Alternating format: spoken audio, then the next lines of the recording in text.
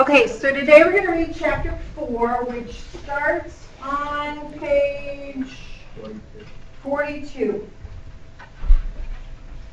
And before we start, we should at least take a minute and look back at those last couple pages of 3 to remind what was going on when we stopped reading last time. And the last thing of chapter 3 is the big capital letter A. And you might remember that Sarni was laying in the dark because NightJohn had just taught her the letter A, and she was laying there like whispering in the dark. A, like practicing how it sounds, because she's getting ready to read. NightJohn is going to teach her that. So that's where we stopped off. Chapter 4, page 42. Come a hard time then. Come an awful hard time. There be a girl before them named Alice.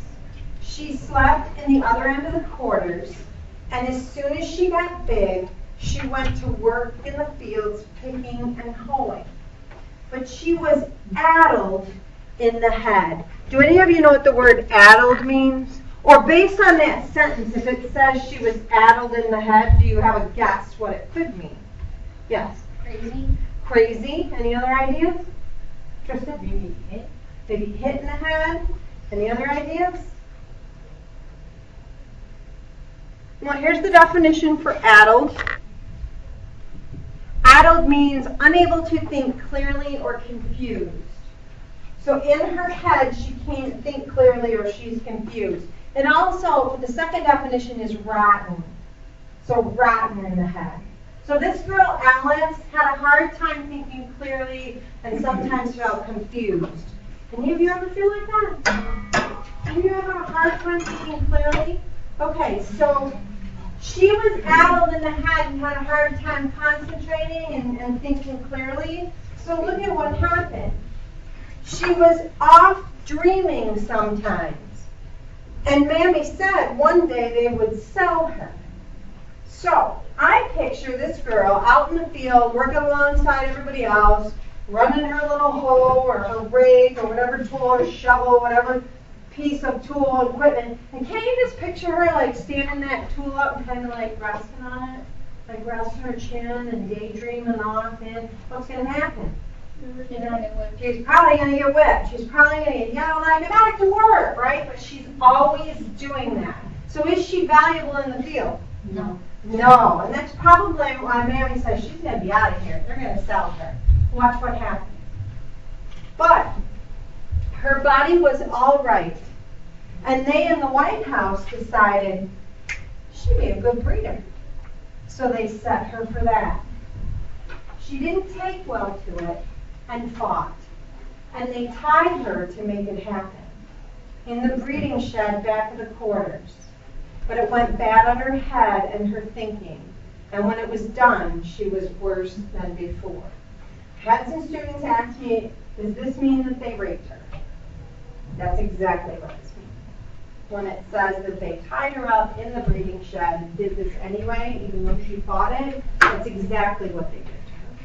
Then if you read her reaction, it went bad on her head and her thinking. What happened to her? She became. She started having more trouble because she was having a breakdown. Yeah, she was literally having a breakdown. She went crazy. It made her just go absolutely crazy, which would make sense when you read something like that. Let's see what they did. She wandered in the yard and sometimes even went up to the White House. Except for the house servants and gardening, we weren't allowed to the White House. And when the master one day caught Alice, he took her to the wall of the spring house. The spring house was where we got drinking water. It was made of stone and with heavy walls, and they had rings of iron to be made in the walls many years past. Big rings of iron, with chains and shackles. And they put Alice there and tore her clothes off. Then the master, he whipped her his own self with a rawhide whip cut from the old gin belt used on the cotton gin.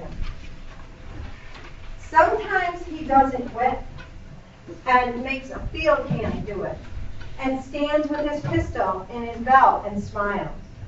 But sometimes he likes to take the whip. And this time he whipped her until her back was all ripped and bleeding. We had to watch. Every time there was somebody to be on the wall of the spring house and be whipped or other punishments, we all had to watch. Remember what I said earlier today about the mental control that they were trying to exercise over all people. So even though you weren't the one being whipped, you would still have to come and watch it. What effect do you think that would have? If you had to watch that happening, what effect is it going to have on you? Bailey? It's going to make people like not want to do anything wrong. For fear, right, that could happen to them. So hopefully it will make people not want to do anything wrong because they could be whipped too. All right. When it was done and she had screamed until she sounded like pigs being cut, he made Mammy go to the salt house and get salt and rub it in the cuts to make more pain. You ever got salt? Like you ever eat French fries and you have a paper cut? Or you grab something salty and you're like, look, it's painful, right? And that's a paper cut.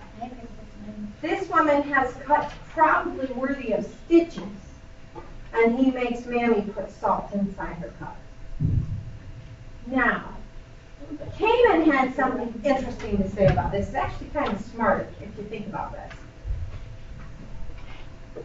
Waller probably thought he was making the punishment worse, but by putting salt in, he actually would have helped clean it.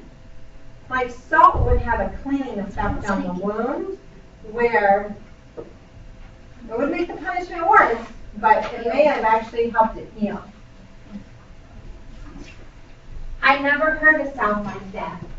I'd never seen men whipped, I'd seen men whipped, but never that kind of sound.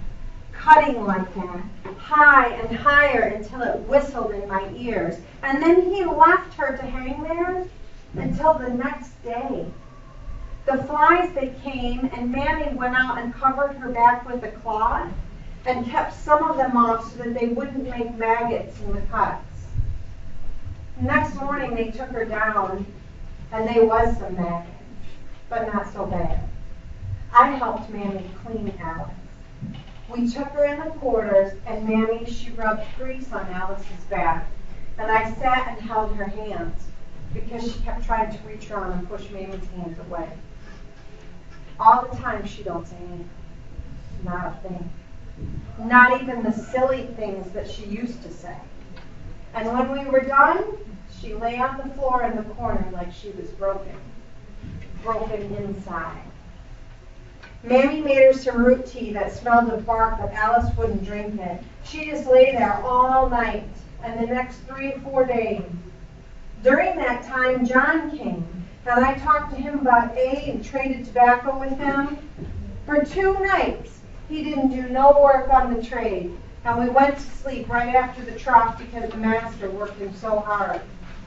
On the 3rd night, after I traded for A, sometime that same night, Alice ran. Now my life is short, but some live long. And one thing we know, short or long, young or old, it's wrong to run.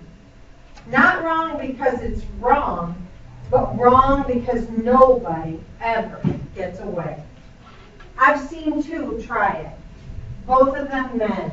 One was an old man named Jim who just couldn't take no more. And one night he up and cut. They sent after him the next morning with dogs. Only the master, he don't only go his own self. He took 5 or 6 field hands with him to see, so that they can carry what they see back to tell us. The dogs be mean. He feeds them things to make them mean. Blood things. Sometimes he'll take them to the fields, and should a man or a woman work a little behind the others, or behind the best man who is whipped to speed, why, he sets the dogs on the slow ones. And he don't pull them off right away neither. He lets them go until they taste blood and want more of it. They mean, the dogs. They's big and red, white hair and heads like hogs, and mean as Waller, his old self. He keeps them in a stone pen by the side of the horse barn, and they slobber and chew at the gate each time we walk by. Dirt mean.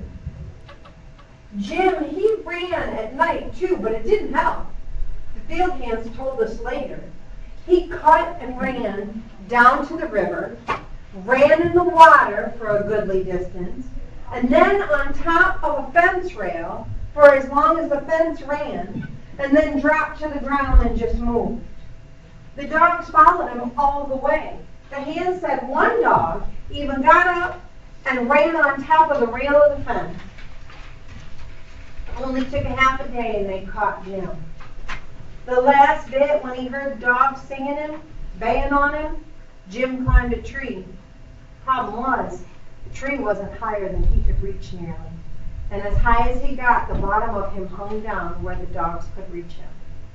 And the master set the dogs on him, and they tore and ripped what they could reach until there wasn't any meat on Jim's legs or bottom. The dogs ripped it all off to hang in shreds. The field hands say he still didn't let go, nor never did. Even when he was dead, his hands didn't let go, and the master made the field hands leave him there.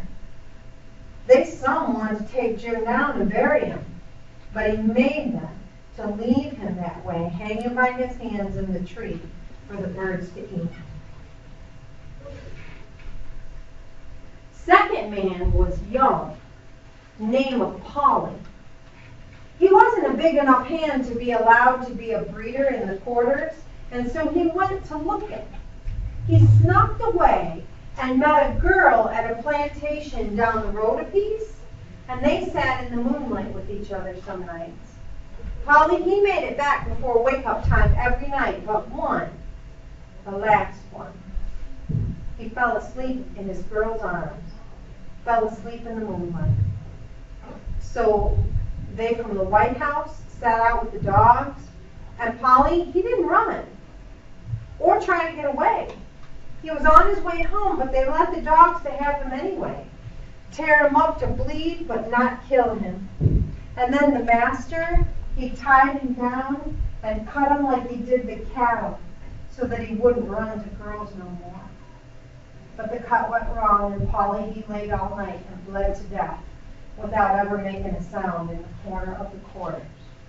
If you are asking yourself, did you just fix that man like we would fix a dog? Yep. That's exactly what he did. And they didn't even care for him afterwards, so the man bled to death and died. So, don't nobody run. Besides, I don't think there's a place to run. I heard talk of once of some land north, but it's far away, and it was only talk. Not something to know, just something to hear, like birds singing. The talk of the land north of the wind in the trees. But Alice cut and run that night. She didn't get far. Down to the river and then sideways some. Her back was still ripped and sore, and she must have moved slow. She might have kept moving all night, but hadn't gone more than to the other end of the cotton fields, an easy, small walk, and then she pulled herself under some brambles and was there when they found her. He let the dogs to have her. It didn't matter what she'd gone through or that her thinking wasn't right. The field hands with him told us he smiled, his big white smile like a big white house, pale, maggot white like his skin smile, and let the dogs have her.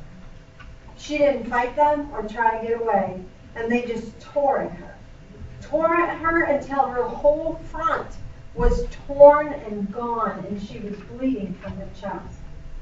She didn't die. Alice be too tough for her own self-good. She didn't die, and he made the hands to carry her back and put her in the quarters. Mammy sewed up what she could with canvas thread and grease and patched, and she lived. She'd be like Polly. She didn't make sounds.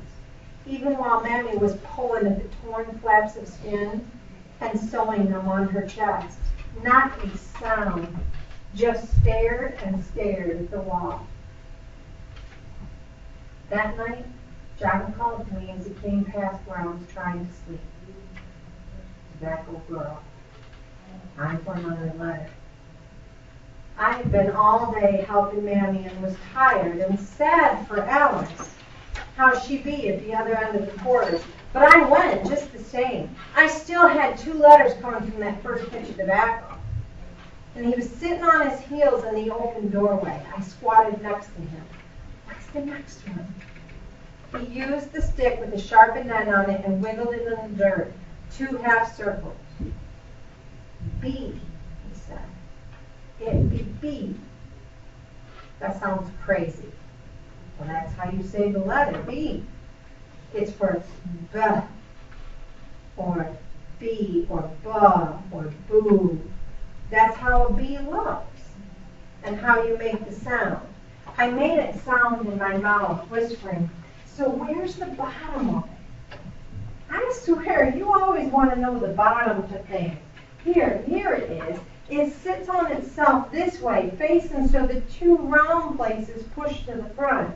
Suddenly, he's gone. 1 second he's there, the next he's slammed sideways and gone. What in the hell are you doing to her? Mammy was standing there, big and black and tall in the moonlight. What you doing to this girl? She had come from the side and fetched John such a blow on his head that it knocked him back into the wall and on his back. He come up quick and didn't cower. Nothing. Not like you think. I'm teaching her to read. That's what I mean, Mammy said. What in the hell are you doing? Don't you know what they will do to her if they find her trying to read? We already got 1 girl tore to pieces by the whip, and the dogs we don't need 2. I had been quiet all this time, watching. Didn't seem so bad that what he was doing, teaching me a few letters to know, maybe a word or 2. So I said it. It doesn't seem so bad. Bad? She hissed like a snake. Child, they'll cut your thumbs off if you learn to read. They'll whip you until your back looks knitted, until it looks like his back. She pointed to John, a big old finger. Is that how you got whipped? He shook his head. I ran. And got caught. Not the first time. She waited. I waited. First time I ran, I got clean away. I went north. All the way I was free. I've never heard such a thing. We couldn't even talk about being free. And here was a man said he had been free. By running north, I thought, how can that be? You ran and got away, Mammy asked. I did. You ran until you were clean away. I did. And you came back? I did. Why? He sighed, and it sounded like his voice, like his laugh, low and way off thunder. It made me think he was going to promise something, the way thunder promises rain. For this. What do you mean, this? To teach reading. It's never quiet in the quarters. During the day, the young ones run and scrabble and fight or cry, and there's always a gaggle of them. At night, everybody be sleeping, but not quiet. Alice, she's quiet, but there's some of them to cry. New workers who are just old enough to be working in the fields cry sometimes in their sleep. They hurt and their hands bleed and pain them from new blisters that break and break again. Old workers cry because they're old and get into the end and have old pain. Same pain, young and old. Some snore, others just breathe loud. It's a long building and dark except for the light coming in the door and the small windows, but it is never quiet, not even at night. Now, it seems quiet. Mammy, she looked down at John, didn't say nothing for a long time, just looked. I had to think of him breathing next time. But finally, Mammy talked. Her voice is soft. You came back to teach reading? John nodded. That's half of it. What's the other half? Writing. He smiled. Of course, I wasn't going to get caught. I had in mind moving around, teaching a little here, a little there, going to do high schools. But I got slow and they got fast and some crackers caught me in the woods. They were hunting bear, but the dogs came on me instead, and I took to a tree and they got me. Another long quiet, way off down by the river. I heard the sound of a night bird singing for the day, and soon the sun would come. Why does it matter? Mammy leaned against the wall. She had one hand on the logs, one on her cheek, tired. Why do that to these young ones? To Sarnie here. If they learn to read and write, it's just grief for them, long-time grief. They find what they don't have, can't have. It ain't good to know that. It eats at you then to know it and not have it. They have to be able to write, John said, voice pushing. He stood and reached out one hand with long fingers and touched Mammy on the forehead. It was almost like he'd be kissing her with his fingers. Soft touch like black cotton in the dark. They have to read and write. We all have to read and write so we can write about this, what they're doing to us. It has to be written. Mammy, she turned and went back to her mat on the floor. Moving quiet, not looking back, she settled next to the young ones, and John, he turned to me and he said, next is C. Did Mammy just give up? Yep. Why? Why did she give up?